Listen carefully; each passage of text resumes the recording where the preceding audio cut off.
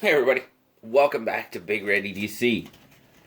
Well, recently I was asked to do a video about shipping knives and basically how I ship knives and kind of shipping in general.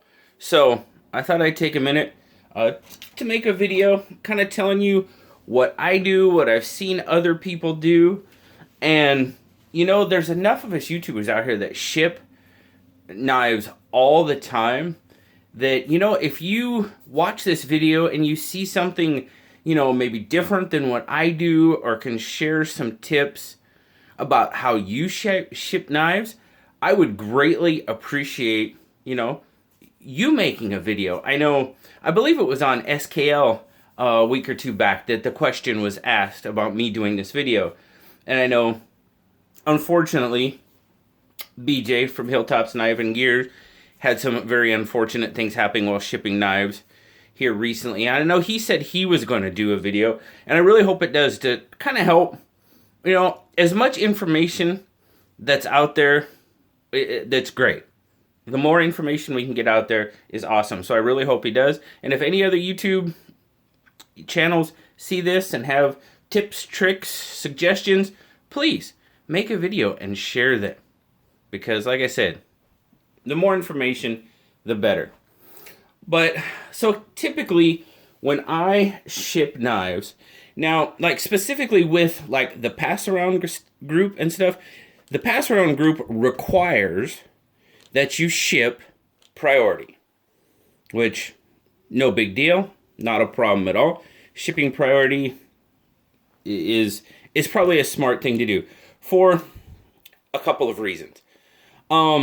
The first reason is whether or not it actually provides more security or not, that feeling that it does, well, it helps. But the good thing about shipping priority over just like a regular first class is insurance. Now, any priority mail box or bag comes with $50 of insurance included in the price. So no matter what you're shipping, whether it's a small flat rate, large, medium, whatever, it comes with $50 of insurance.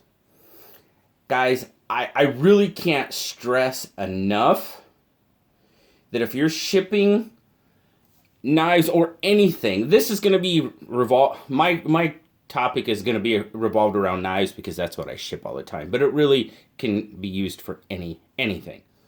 If you're shipping something that has a decent amount of value, more often than not, you're not going to need the insurance. It's a fact. But it's just like all insurance. You don't need it until you need it. And, I will be perfectly honest with you. If I'm shipping a knife, like I said, this automatically comes with $50 worth of insurance. If I'm shipping a knife that's in that $100 to $150 range, do I always put insurance on it? No. That's the honest answer. I don't always do it. I do sometimes. Why I do sometimes and not others, I can't tell you. I guess it's just how I'm feeling that day. But if I'm shipping anything over $150, there's a pretty darn good chance I'm going to pay the insurance. It's a couple extra bucks, yes. But if something happens to that knife, I'm responsible for it. I guess up to that $150 mark, I guess I'm okay with, potentially paying $100 out of my own pocket sometimes, I guess. It's just the way it is. But anything over $150, I am insuring it pretty much without question. I mean, it's peace of mind is worth it to me. And the reason I do that is because I had a knife loaned to me one time. Can't remember the knife, but it was, if I remember correctly, it was approaching a $300 knife. And this is right when I was getting started. I didn't insure it, and it was supposed to arrive on a certain day. And I mean, I checked, hey, did you get your knife? No, not today. Okay. Next day or so, hey, did you get your knife? No, I didn't. Oh, I shipped it priority. Oh, guys, that's the worst feeling. It's the worst feeling to think you've lost somebody's knife. You know, it's bad enough when it's your own, but when it's somebody else's, ooh. And on day like 5 or 6, it arrived. So, my goodness. You know, relief, yes, but. So typically, this is what I ship. This is what a lot of us ship. Normal flat rate, I mean, you know, a knife box like so will fit in there. No problem. I use my favorite packing material, and when I say favorite packing material, it's whatever's handy. It could be paper, it could be bubble wrap, I could be reusing a priority mail package, whatever. But as long as it's packed in there fairly securely so it doesn't slide around and slosh around, you know, as long as it's not doing that number, you're okay. I mean, is that a bad thing? Well, no, but if I'm shipping somebody's knife back to them, that pretty much tells them, to me, it tells them I don't really care about their knife, and I don't want that at all. So, and you just securely pack it in there. There's no magic. Now, what I've seen some people do is actually take, you know, the knife box, wrap it tightly in your favorite material, whatever that may be, and then actually put it on here or here and actually tape it to the box so it's secure that way. So they're not actually taping the box, they're taping the box wrapped in their packing material and tape it to the side of the box to keep it secure. That is also a really good idea. I personally have never done that, but I've seen people do it. Not a bad idea. Yeah, that's a good idea. So definitely a way to help prevent, you know, and just protect the knife. Now, the one thing I will say, if you're going to use these small flat rate boxes, let me get it put all back together. You know, they come with this little flap, you peel it, stick it, right? Good to go. No. Not in my eyes. Because even with this, if you just package this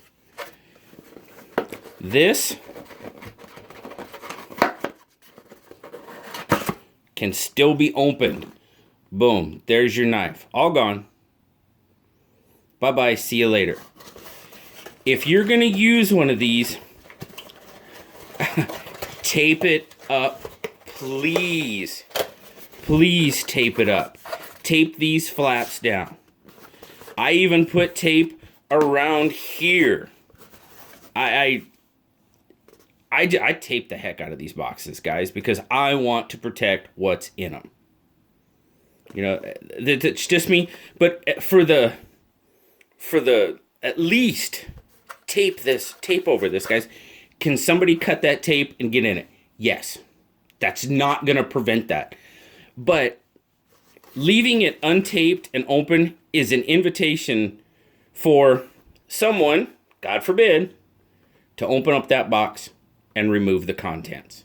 And it doesn't matter what kind of tape. You can use clear packing tape. You can use the priority mail tape that you can get at the post office. It doesn't matter, but tape it up.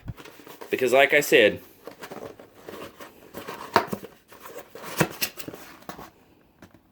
all gone. It doesn't take much, guys. Just a little bit of tape to help protect. Now, the one thing that I learned in shipping and all these things is, you know, you can go to your post office and you can get the small flat rate. Because like I said, that fits most knife boxes pretty well. Well, these, they went up after the first of the year. These now cost $8.30 to ship. The small flat rate. These envelopes, which is a flat rate envelope, you cannot get these at the post office. But if you go on to USPS.com, you can order these for free, and they will the post office will deliver them to your house. They come in packs of 10, and they come in packs of 15.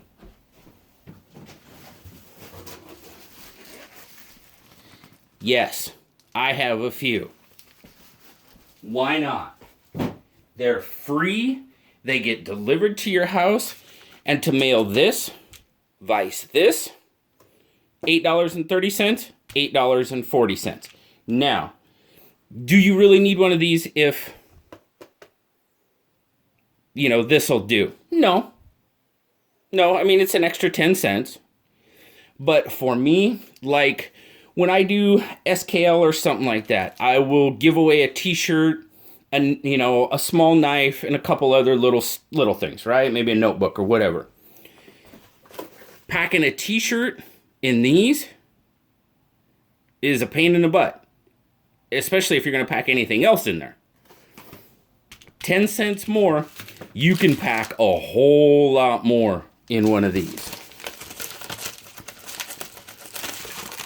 I mean, that's a lot of room in that bag. These are 9.5 by 12.5. Right there. And where's the... There, that's the number. That's the part number. Man, back in the military. That's the SKU, basically the part number. You look these up on USPS.com, create an account, order them, like I said, packs of 10 or packs of 15. That's what they come in. I usually get 3 packs of 15 when I order them, because I do a lot of shipping. You can pack a lot more in here than you can pack in here. And it's the same, you know, it's you get automatic $50 worth of insurance, but it's still priority. And, you know, because if it's too big to go in here, what's your next option? A medium flat rate box. And that now costs, what's a medium cost? That now costs $15.05. Well, and if whatever you're sending doesn't really fill up a medium, you got to pack a whole bunch of stuff in there. Why? Go to one of these and pay 10 cents more. Like I said, USPS.com. Packs of 10, packs of 15, and it costs you 10 cents more than this. Now, some of these, like these Rough Rider boxes, they're not... I mean, you can fit them in there and they'll work, but it kind of stretches it out. I don't know if you can see it stretch it out or whatnot. Wrap this up in your favorite material, bubble wrap, whatever. Put it in here, 10 cents more to ship. I use these all the time. Typically, when I ship a knife, what I'll do, and I try to reuse these, because we send knives back and forth. I mean, reviewers send knives back and forth, pass around knives, or just knives that people loan me. You know, they come in these a lot of times. Well, I will reuse these boxes. I'll pack up the knife in here, slip it into one of there, and send it off. That thing's ultimately protected, pretty much then. This is how I have started shipping. Put it in here, reuse these boxes, stick it in here, good to go. 10 cents more. So, that pretty much, for the most part, covers flat rate. I mean, we don't even want to start talking about shipping overseas. That can get expensive. But, now, these type of envelopes, I actually have a couple sizes here. If you have something that you don't, you know, not a lot of value and you don't want to pay priority shipping prices, I get these. And like these, if somebody, you know, gets a swag pack from me or something small, I'll use these. Now, these usually cost around $4 to ship, and either one of these do. They're basically the same price. So, if I have something smaller, I'll put it in one of here. If it's a little bigger, I'll put it one of here. And then I usually have another size. These are they're size 0. Well, this is what they are. Right here. And you can look these up on Amazon. That's where I get them.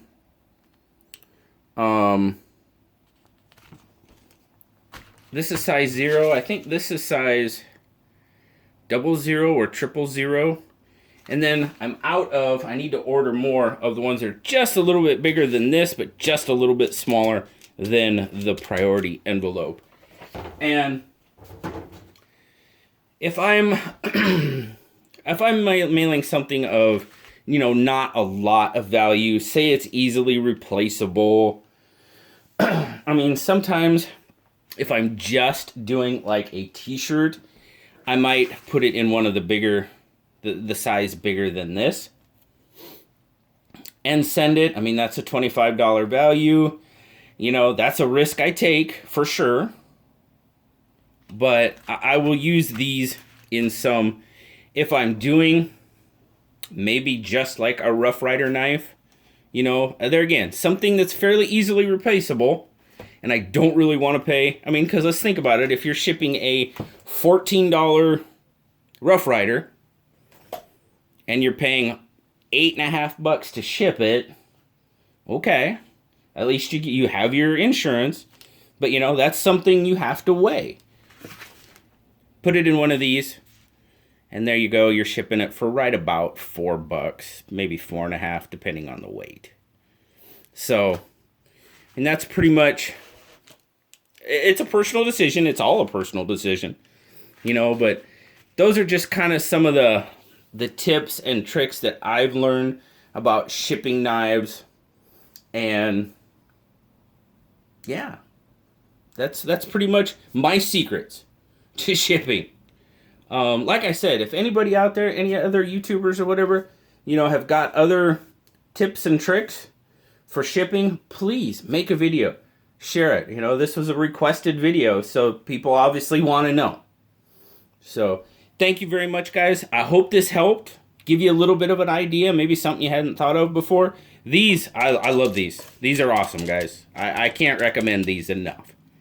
Like I said, one more time, USPS.com. They come in packs of 10 or 15, and they're delivered free to your door. They're free to order, and they're delivered by your mail carrier to your door. It doesn't get much easier than that. So, thanks a lot, guys. I always appreciate it. Like, subscribe, leave me a comment. I love talking to y'all. Till next time, guys. I'll talk to y'all later. Bye-bye.